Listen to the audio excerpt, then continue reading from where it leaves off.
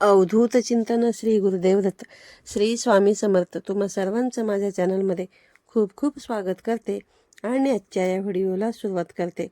बघा, दरवर्षी अश्विन शुक्ल प्रतिपदेपासून ते दसऱ्यापर्यंत या 9 ते 10 दिवसांच्या कालावधीमध्ये अनेक ठिकाणी नवरात्रीचा उत्सव अगदी मोठ्या प्रमाणामध्ये साजरा केला जातो. यावर्षी गुरुवार दिनांक 3 ऑक्टोबर 2024 पासून शारदीय नवरात्रीला सुरुवात होणार आहे. तर नवरात्रीच्या या पहिल्या दिवशी अनेक जण आपापल्या परंपरेनुसार आपल्या घरामध्ये घटस्थापना करत असतात. घटस्थापना केल्यावरती प्रत्येकालाच वाटत असतं की आपले घट जे आहे ते अतिशय चांगले, दाट उगवेत. बघा, कारण असं असतं की बऱ्याच जणांचं कसं असतं की घटस्थापना केल्यावरती त्यांचं धान्य चांगलं उगवत नाही. घटाला अनेक वेळा वास येतो, बुरशी येते, किंवा मग अनेक जणांचं धान्य उगवलं तरी तो घट पिवळा पडतो, किंवा मग काही जणांचे धान्य कुजतं, त्यामुळे घट नीट उगवत नाही. अशा ज्या समस्या आहेत त्या अनेक जणांना येत असतील. आणि बघा, प्रत्येकालाच वाटत असतं की आपले घट अतिशय चांगले उगवावेत, कारण घट चांगले उगवण्यामागे सुद्धा काहीतरी चांगले संकेत असतात अशी मान्यता आहे. कारण बघा, आपला घट जेवढा चांगला उगवेल तितकेच आपल्या घराण्याची भरभराट होते, आपल्या शेतामध्ये पिकाला बहर चांगला येतो, किंवा आपल्याकडे वर्षभर ते भरभरून येत असतं. असे काहीसे विचार संकेत यामागे आहेत. त्यामुळे बघा, आजच्या या व्हिडिओमध्ये मी तुम्हाला घट चांगले उगवण्यासाठी काही टिप्स देणार आहे. जर तुम्ही सुद्धा या टिप्स वापरून घटस्थापना केली तर तुमचे घट जे आहे ते अतिशय चांगले आणि दाट उगवतीलच. कारण घट जेवढे जास्त चांगले उगवतील तेवढेच ते आपल्यासाठी शुभ असतात. त्यामुळे आपण घट उगवण्यासाठी अशा काही टिप्स आजच्या व्हिडिओमध्ये पाहणार आहोत. त्यामुळे हा व्हिडिओ जास्तीत जास्त लोकांपर्यंत शेअर करा आणि तुम्ही चॅनलवरती नवीन असाल तर सबस्क्राईब करा आणि बेल आयकॉनसुद्धा प्रेस करा, जेणेकरून ज्या वेळेस माझे व्हिडिओ येतील तेव्हा सर्वात अगोदर नोटिफिकेशन तुम्हाला येतील आणि तुमचा एकही व्हिडिओ मिस होणार नाही. बघा, महत्त्वाची गोष्ट म्हणजे घटस्थापना करण्यासाठी आपण जी माती वापरणार आहोत ती माती शेतातली काळी माती असावी. पण ही माती आपण देवासाठी वापरणार आहोत, त्यामुळे हिला वावरी किंवा काही ठिकाणी बघा वेदिका सुद्धा म्हटलं जातं, ती आपल्याला घ्यायची आहे. बघा, बाहेर कुठलीही पांढरी माती किंवा लाल माती घट उगवण्यासाठी वापरायची नाही, कारण यामध्ये घट जे आहेत ते चांगले उगवत नाहीत. फक्त शेतातल्या काळ्या मातीमध्येच घट अतिशय चांगले उगवतात. फक्त शेतातलीच काळी माती वापरत असताना ती आपल्याला चाळून अजिबात घ्यायची नाही.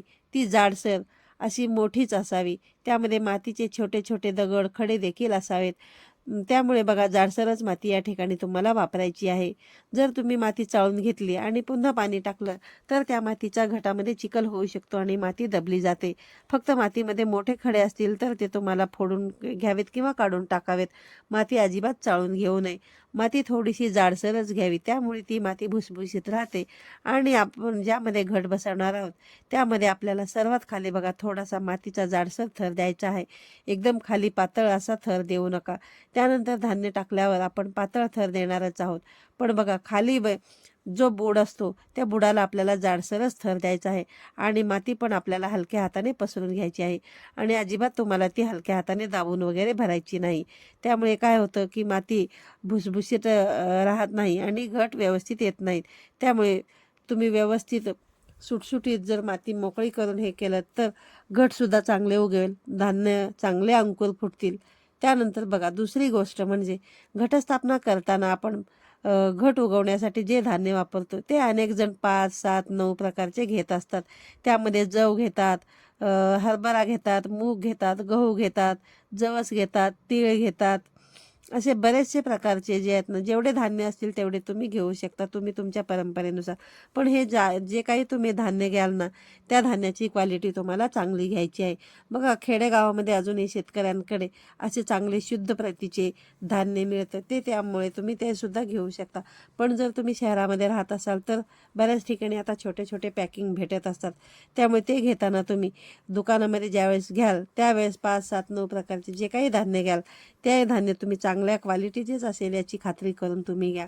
धान्य कडक, मोठे आणि टपोरे असावे, पोकळ कुजलेले किंवा जुने असू नयेत तर ते धान्य यासाठी तुम्ही वापरू नका. बघा, बारीक कणी किंवा यासुद्धा घेऊ नका. चांगले टपोरे आणि कडकच असलेले धान्य तुम्हाला या ठिकाणी घटस्थापनेसाठी घ्यायचे आहेत.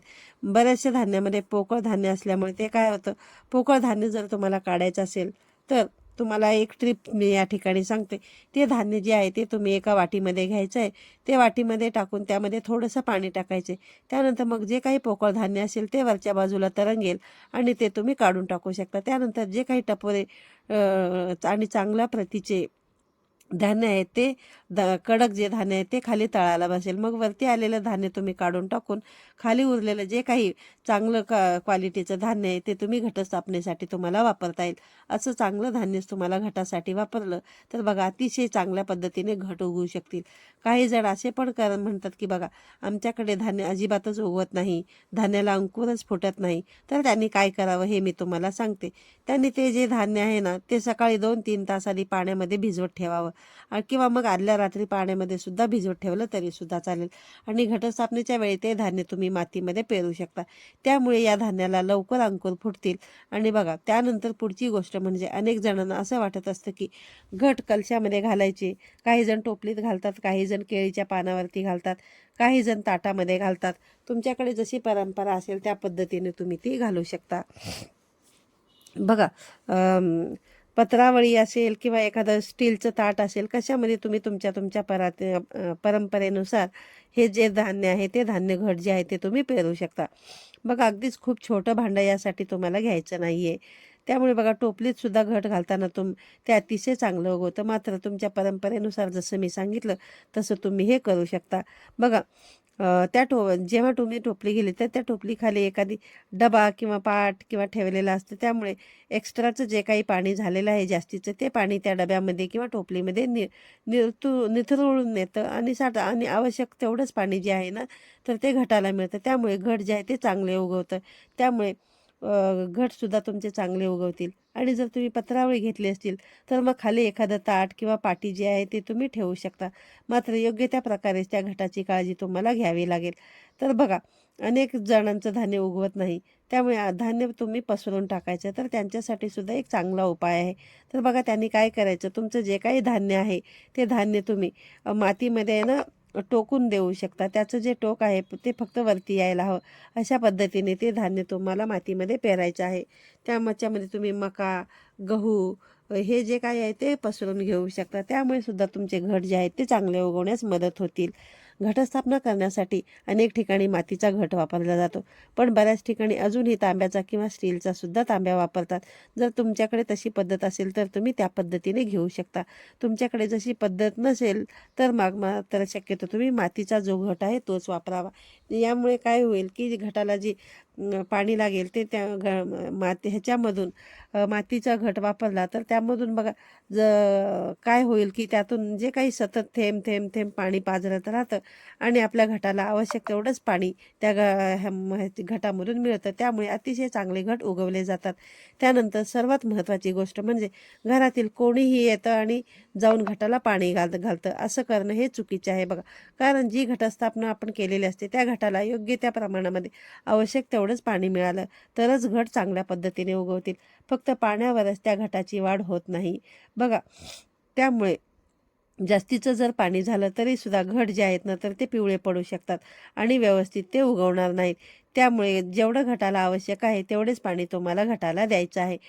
त्यामुळे ही एक काळजी तुम्हाला घटस्थापनेमध्ये घ्यायची आहे. त्यामुळे बघा दररोज घटाला पाणी घालून चिखल तुम्हाला करायचं नाही. फक्त ती माती ओलसर राहील इतकीच तुम्हाला काळजी घ्यायची आहे. त्यामध्ये जर तुम्ही मातीचा घट ठेवलेला असेल तर त्यातून थोडं थोडं पाणी पाझरत राहत असतं. त्यामुळे बघा आपल्याला आवश्यक तेवढंच पाणी घटाला घालायचं आहे. घटाला पाणी अगदीच तांब्याने ग्लासाने तुम्हाला ओतायचं नाही, तर वरून फक्त थोडं थोडं तुम्हाला शिंपडत राहायचं आहे, माती ओली होण्यापुरतीच. त्यानंतर बघा तुम्हाला वरची माती थोडी थोडी जेव्हा कोरडी दिसायला लागेल तेव्हाच मग तुम्ही पुन्हा एकदा पाणी शिंपडू शकता. तुम्ही हे जे आहे ते 1 दिवसाआड सुद्धा करू शकता. मात्र दररोज किंवा दिवसातून 2 वेळा हे तुम्ही अजिबात करू नका. कारण घटामध्ये जर जास्तीचं पाणी झालं तर त्यामध्ये धान्य कुजलं जाईल आणि घटाला जे आहे ते बुरशी येतो आणि वास येतो. त्यामुळे घट उगवलेला असेल तरीही तो पिवळा पडतो. त्यामुळे जर तुम्ही योग्य प्रमाणामध्ये आणि आवश्यकतेनुसार जर घटाला पाणी घातलं तर तुमचे घट जे आहेत ते अगदीच चांगले उगवतील. त्याचबरोबर बघा अनेक जण काय करतात की मातीमध्येच बघा सगळं धान्य जे आहे ते मिक्स करतात आणि मग घटस्थापना करतात. पण काय होतं बघा बरेचसे धान्य एकदम तळाशी खाली जाऊन बसतात आणि मग ते आपण जास्तीचा जर मातीचा थर त्याच्यावरती लावला तर ते लवकरात लवकर वर येऊ शकत नाही. त्यामुळे खालच्या खाली धान्य कुजून जातं. त्यामुळे शक्यतो तसं न करता आधी तुम्ही मातीचा जाडसर थर लावावा, त्यानंतर माती पसरून तिचा पातळ थर करावा. त्यामुळे धान्य चांगले उगवण्यास मदत होते. बघा तसं मातीमध्ये मिसळून टाकलं तर बरंच धान्य जे आहे ना ते खूप खाली जाऊन बसतं. त्याला लवकर अंकुर फुटत नाही, ते धान्य दबलं जातं. त्यामुळे तसं न करता आधी आपल्याला मातीचा थर देऊन मग त्यावरती धान्य टाकायचं आहे आणि त्यानंतर वरून थोडीशी कोरडी माती तुम्ही टाकायचं आहे. त्यानंतर बघा धान्य दबलं पण जात नाही आणि अंकुर पण चांगले फुटतात आणि आपले जे घट आहेत ते पण चांगले उगवले जातात. त्यानंतर सर्वात शेवटची आणि महत्त्वाची गोष्ट तुम्हाला सांगायची तर बघा घट कुठे बसवायचे. तर बघा सगळेजण घट जे आहे ते आपापल्या देवघरामध्ये देवासमोरच बसवतात. देवासमोर घट बघा शक्यतो हे देवघरामध्येच बसवलेले जावेत. आणि बघा काही कारणास्तव तुम्ही तिथे जर बसवू शकत नसाल तर दुसरीकडे पण तुम्ही बसवू शकता. फक्त तिथली साफसफाई जी आहे ती तुम्हाला करायची आहे आणि योग्य ती जागा, योग्य ती दिशा निवडूनच तुम्ही घटस्थापना करू शकता. बघा ज्या ठिकाणी आपण घटस्थापना केलेली आहे, घट जिथे बसवलेले आहे त्या ठिकाणी थोडीशी हवा लागली पाहिजे याची तुम्हाला काळजी घ्यायची आहे. कारण प्रत्येक वनस्पतीला बघा योग्य तो सूर्यप्रकाश, पाणी, वारा असं सर्व काही मिळालं तर ती वनस्पती खूप चांगल्या प्रकारे उगवू शकते. आपण सूर्यप्रकाश तर मिळवू शकत नाही, पण उबदारपणा नक्कीच मिळवू शकतो. कारण आपल्याला नवरात्रीमध्ये घटाजवळ अखंड दिवा लावलेला असतो. त्याचा उबदारपणा जो आहे तो आपल्या घटाला नक्कीच मिळेल आणि त्याचबरोबर थोडीशी हवा जरी लागली तरीही ते घट चांगले उगवतात. फक्त अखंड दिव्याची आपल्याला काळजी घ्यायची आहे. आता बाजारामध्ये काचेचे सुद्धा दिवे, आवरण असलेले दिवे सुद्धा मिळतात. त्या पद्धतीचे दिवे तुम्ही वापरले तरीही चालू शकतं. म्हणजे तुमचा दिवा जो आहे अखंड दिवा तो विझणार नाही. त्यामुळे दिव्याचा उबदारपणा तर मिळेलच आणि थोडीशी हवा लागली, त्याचबरोबर योग्य ते पाणी मिळालं तर घट तुमचे का चांगले नाही उगवणार. त्याचबरोबर बघा घट चांगले उगवण्यासाठी अशी एक टीप आहे की बघा जी 99% लोकांना माहीत नाही, ती म्हणजे दिवसा आपल्याला थोडीशी घटाला हवा लागू द्यायची आहे आणि संध्याकाळी मात्र एखादा मोठं भांडं किंवा टोप किंवा काही ते ठिकाणी पातेलं म्हणतात तर ते तुम्ही पातेलं तो स्वच्छ करून त्या घटावरती झाकायचं आहे. फक्त त्या घटावरचा नारळ जो आहे तो हलणार नाही किंवा बघा त्यातील अंकुर जे आहेत ते इकडे तिकडे विस्कटणार नाहीत याची तुम्हाला काळजी घ्यायची आहे. त्यानंतर अखंड दिव्याची पण काळजी तुम्हाला घ्यायची आहे. त्यानंतर मग बघा आपलं ते पातेलं किंवा टोप त्यावरती झाकून ठेवायचं आहे रात्रभर आणि सकाळी अंघोळ झाल्यानंतर तुम्हाला काय करायचं आहे की ते पातेलं किंवा टोप काढायचं आहे आणि दिवसभर तुम्ही त्या घटाला हवा वारा लागू देऊ शकता. अशा पद्धतीने सुद्धा घट जे आहे ते 100% चांगले उगवले जातात. कारण रात्रभर घटाला उबदारपणा मिळालेला असतो आणि सकाळी ते वरचं भांडं उघडलं म्हणजे घटाला चांगली हवासुद्धा लागते आणि योग्य प्रमाणामध्ये वारा लागल्यामुळे घट जे आहे ते चांगले उगवतात. अशा पद्धतीने तुम्हाला घटस्थापना करून योग्य प्रमाणामध्ये तुम्ही घटाची काळजी घेतलीत आणि या व्हिडिओमध्ये मी तुम्हाला ज्या काही छोट्या छोट्या टिप्स सांगितल्या ह्या टिप्स वापरून तुम्ही जर तुमची घटस्थापना केलीत तर तुमचे घट जे आहे ते अगदीच चांगले उगवले जातील. तर आजच्या व्हिडिओमध्ये मी तुम्हाला बघा घट कसे उगवते, त्यानंतर का उगवत नाही त्याचे कारण सांगितलेले आणि धान्य न कुजण्यासाठी, वास न येण्यासाठी याबद्दलचे छोट्या छोट्या टिप्स आजच्या व्हिडिओमधून दिलेल्या आहेत. व्हिडिओ आवडल्यास व्हिडिओला लाईक करा, शेअर करा. श्री स्वामी समर्थ.